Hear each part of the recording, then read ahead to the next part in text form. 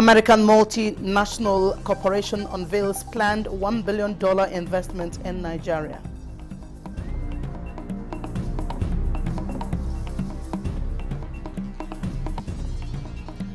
Minister of Solid Minerals Development inaugurates new set of mining marshals to tackle illegal mining. Nigeria Air Force unleashes torrents of airstrikes on terrorist strongholds.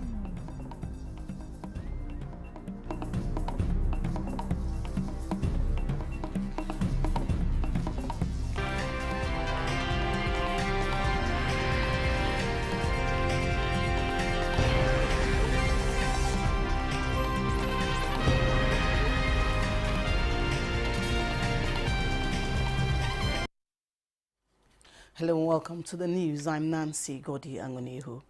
An American multinational payment card services corporation has updated Vice President Kashim Shettima on plans to site data center infrastructure in Nigeria.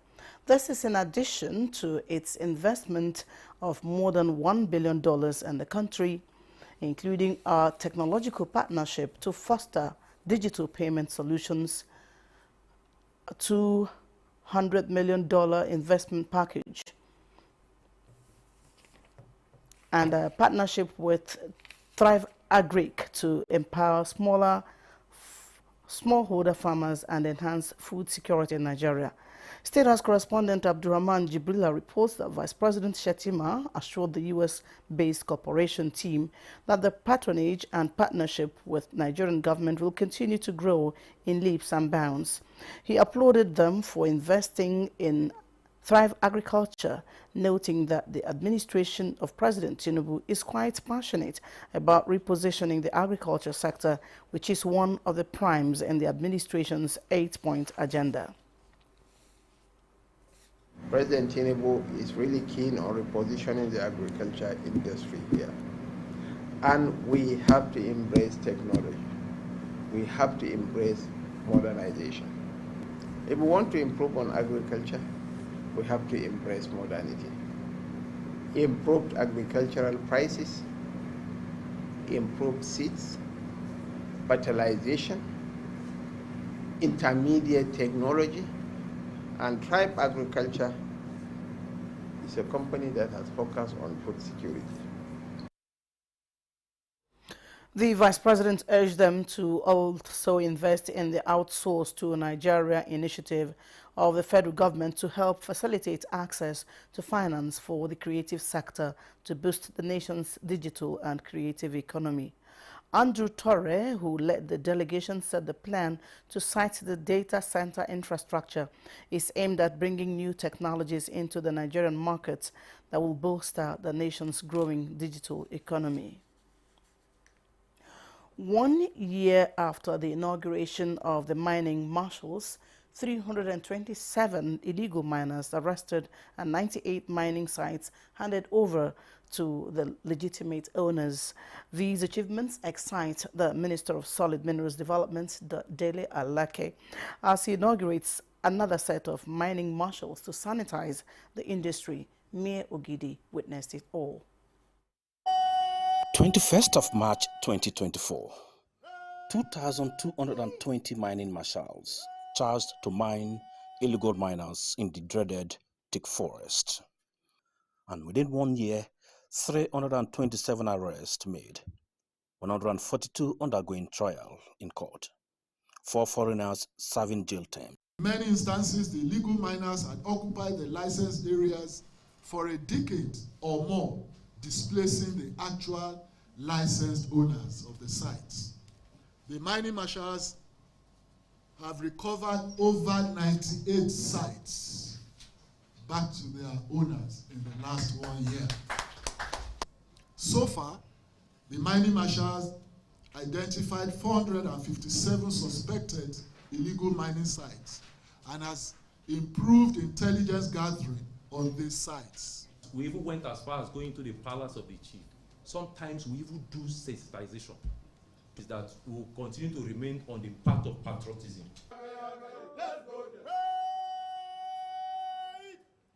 1 year of good job, Dele Alaki acknowledged, And to expand the scope of operations going forward, another set of mining marshals inaugurated. The police and the army will also be incorporated to this intervention force, codename Squad, Alake promised. Mie Ogede, NT. In line with the renewed hope agenda on security, the federal government has commenced the revitalization of the Defense Industries Cooperation DICON. In this report, defense correspondent highlights the implications of the ongoing drive to further secure the nation. A safe and secured environment is critical to the provision of dividends of democracy. This informs the present administration's decision to place premium in combating terrorism in the northeast, banditry in the northwest, and secessionist agitation in the south-south. To enhance the provision of arms and needed platforms, in November 2023, President Bola Tinubu signed the DICON Act to promote indigenous production of military hardware in line with the local content policy. To achieve this, the Defense Industries Corporation DICON is collaborating with a local firm for the production of military hardware. To enhance security in line with the DICON Act 2023 and also the President's renewed hope agenda on security. We will be assembling drones, unarmed aerial vehicles, unmanned aerial vehicles, 4x4 vehicles, 6x6 armored personnel carrier, and mine-resistant ambush-protected vehicles. With emphasis on local content, the firm says the initiative will cut capital flight by providing defense equipment, thereby promoting economic growth. Everything that we're going to produce here must be tropicalized to suit our own terrain, and it will be what our armed forces and other security agencies require. Nigerian border is porous. Immigration services need high-tech equipment to cover the vast borders we have in the country. This partnership will develop human capacity by employing the services of retired military personnel, youths, and produce unique platforms to combat specific threats. In Abuja, Ismail Musa, NTA News. The Supreme Court has nullified the verdicts of both the Court of Appeal and Federal High Court, which sacked Senator Samuel Anyanwu as National Secretary of the People's Democratic Party, the PDP. The five-member panel of the Apex Court held that the issue of who is the National Secretary of the PDP borders on the internal affairs of a political party, which is not justiciable, thereby making both the intermediate and trial courts to lack jurisdiction. Justice Jamilu Tukuru, who delivered the lead judgment of the Apex Court, consequently struck out the judgment of the trial court delivered in October 2024 and also set aside the majority judgment of the Court of Appeal, which had in December affirmed the sack of Anyanwu as PDP's National Secretary. In the light of this, the Supreme Court subsequently affirmed the minority judgment of the Appellate Court delivered by Justice Joseph Ayo Ekanem, which had nullified the judgment of the trial court on account of lack of jurisdiction. In addition, the Apex Court held that the plaintiff Aniagu Emmanuel, who initiated the suits at the trial court, lacked the necessary legal standing to do so, since he did not show how he was affected by who is the National Secretary of the PDP. Meanwhile, the National Working Committee of the People's Democratic Party, the PDP, has received the judgment of the Supreme Court, which affirmed that the issue of party leadership positions, including that of the National Secretary as entirely an internal affair of the party, requiring only the party internal mechanism to which the court has no jurisdiction. A statement issued in Abuja by the party's National Publicity Secretary, Debo Ologunagba, says the judgment of the Supreme Court reaffirms the standing position of the party and emphatically settles the emergence of Sunday Ude Okoye as the substantive National Secretary of the PDP, having been duly nominated, endorsed and ratified through the internal mechanism of the PDP statutory organs and bodies in line with provisions of the PDP Constitution as amended in 2017. The PDP commended the Supreme Court for upholding the principle of the supremacy of the party and the management of its internal affairs, describing it as victory for democracy. Now, the trial of the leader of the proscribed indigenous people of Biafra, Nnamdi Kanu, has commenced afresh before the Federal High Court in Abuja. Kanu appeared before Justice James Omotosho as a defendant in a terrorism charge case. Judiciary correspondent Austin Anyebe reports. At the resumed hearing before Justice James Omotosho, the defendant, Nnamdi Kanu, pleaded not guilty to the 7-count charge. Upon the commencement of proceeding, the defense team led by the former Attorney General of the Federation and Minister of Justice, Kanu Agabi, Senior Advocate of Nigeria, on behalf of Kanu, tendered apology to the court. The prosecution counsel, Adegboyega Awomolo, Senior Advocate of Nigeria, and his lawyer for the way he behaved when he last appeared before Justice Binta Mutala Nyako. He has done the right thing. The apology is given to the court, to the prosecution, even to the defense team. What we seek is the good and the unity of the nation, the peace of the nation. And our client, who is in court to seek justice, to have justice administered in accordance with the law, has done the right thing. He then proceeded to enter his plea of not guilty to the 7-count charge bordering on terrorism. After taking his plea, Justice Omotosho expressed his willingness to expedite hearing of the matter within a short possible time and therefore adjourned the case to 29 March and 5th of May 2025 for hearing, as both the prosecution and the defendant have expressed their readiness for trial. Justice James Omotosho is the 4th judicial officer to handle the matter of Nnamdi Kanu since his trial commenced 10 years ago. Friday proceeding was witnessed by representatives at the National Assembly from the defendant's constituency. From the Federal High Court, Abuja, Austin Anyebe, NT News. Tons of truckloads containing seized fake and expired drugs confiscated from Onitsha Bridgehead Drug Market and Tenant Road Drug Market, Aba, have been set ablaze in Awka, the Anambra State capital. Jen Francis Obi reports that the exercise was carried out by the National Agency for Food and Drug Administration and Control, NAFDAC.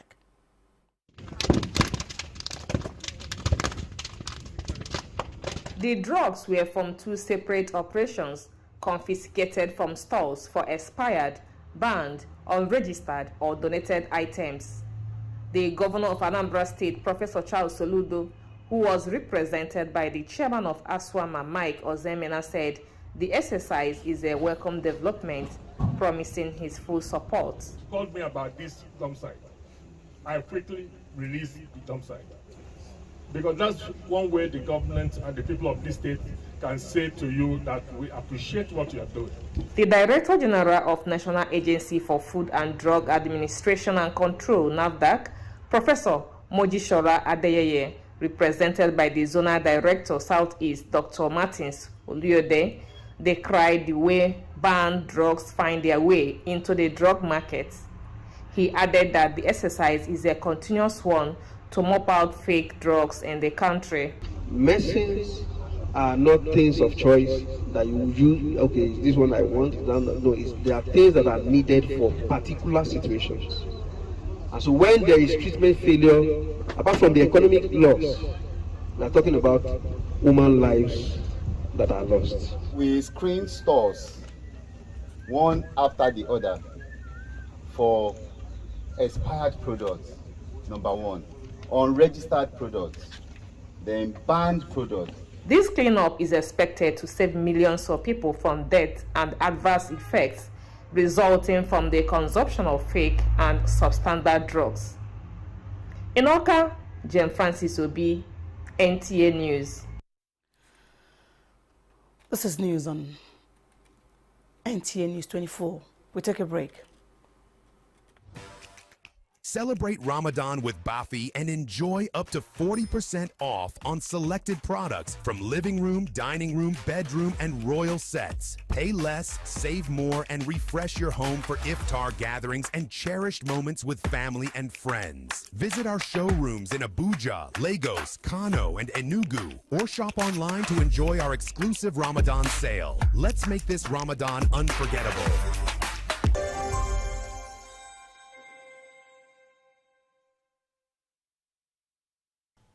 I am Oluremi Tinubu, the global and national Stop TB champion. Many people have asked why I've chosen to champion the fight against a disease like tuberculosis. My reason stems from a deep personal experience. I once had a friend who unfortunately fell ill and concealed the nature of his sickness until it was too late. Eventually, after he passed, we discovered he had tuberculosis. Sadly, due to the stigma and discrimination surrounding the disease, he would not speak up or seek for help. His death was a painful reminder that we could have intervened and saved a life if only we had known earlier.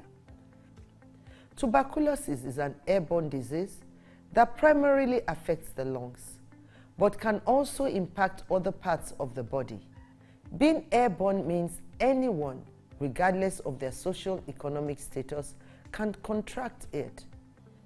In Nigeria, one person dies of TB-related illness every 7 minutes, amounting to 206 deaths every day. Globally, one person succumbs to TB every 25 seconds, which is a staggering 3,456 lives lost daily. These deaths are entirely preventable because TB is curable if detected and treated early. If you or someone you know has been coughing for 2 weeks or more, coughing up blood, experiencing night sweats, or losing weight drastically, it might be TB. Please visit the nearest government hospital or primary health care center for proper diagnosis and treatment. TB treatment is free in all government and some private health facilities. Let us also remember not to stigmatize or discriminate against TB patients or those who have been treated for TB. Individuals who have been cured of TB cannot infect others. I call on all stakeholders, especially the private sector, to join us in the fight to end TB in Nigeria. Together, we can make a difference. Remember, TB anywhere is TB everywhere. End TB by 2030. Yes, we can.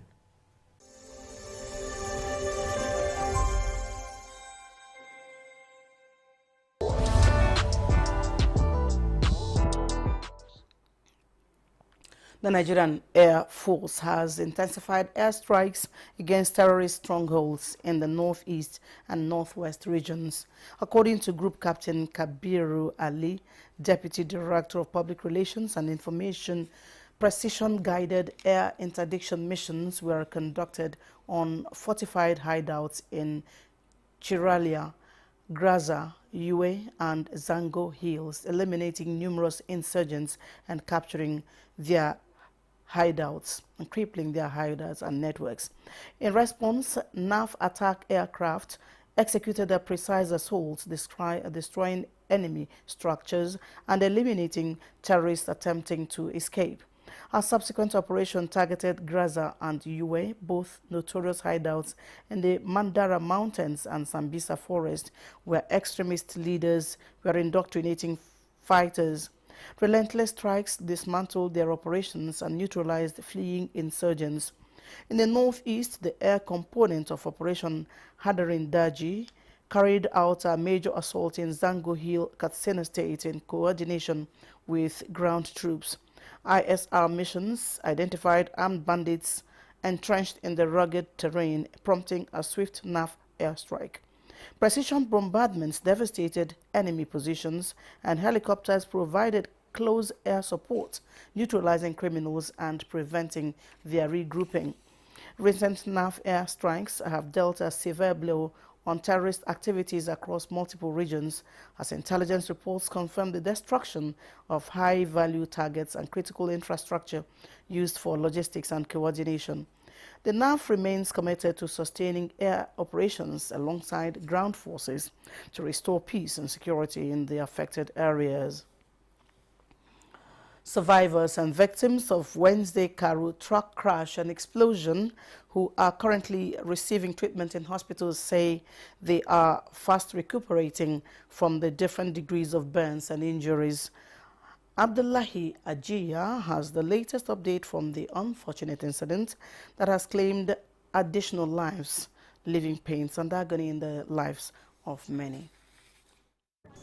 As attention gradually shifts away from the scene of the Karu truck explosion, some of the victims on their hospital beds still recount the ugly incident of the unfaithful day, which lingers in their minds. For them, life hasn't been the same, but thanking God for surviving. Very much fine now, comparing to the first day that I was brought here. Everything was like magic that day. The first day was totally traumatic. I managed to break the glass of the vehicle and I escaped through the broken glass. Unfortunately, every other 4 persons inside that vehicle couldn't make it. I've been having serious chest pain before and some injuries and a little burns. But for now, I'm okay. I'm fine. I'm feeling stronger. Although the hospital officials would not speak on camera, we gathered that treatment is going on unhindered. No better than when I came in. Because that day I wasn't myself. Hotness everywhere, but at least they are trying their best here. This place is better off. Understand? It's my sister here that has been putting the beer. I'll go back here, bro. Like, as in, I don't feel myself. I don't think I'm going to die. By the grace of God, I'm still alive, and thank God. The FCT Emergency Management Agency confirms 2 additional deaths, bringing the number to 10 deaths out of the 51 people involved in the incident. As of today, we have additional 2, that is making 10. 1 in Asokoro General Hospital and 1 in National Hospital. So making a total of 10 dead bodies that we have. But the other people are really, they are getting better. While some of the patients have footed their initial treatment bills, the FCT minister, in the meantime, in a statement by his media aide, has directed that all victims be treated free, as the administration will foot the expenses. In Abuja, Abdullahi Hajia, NTA News.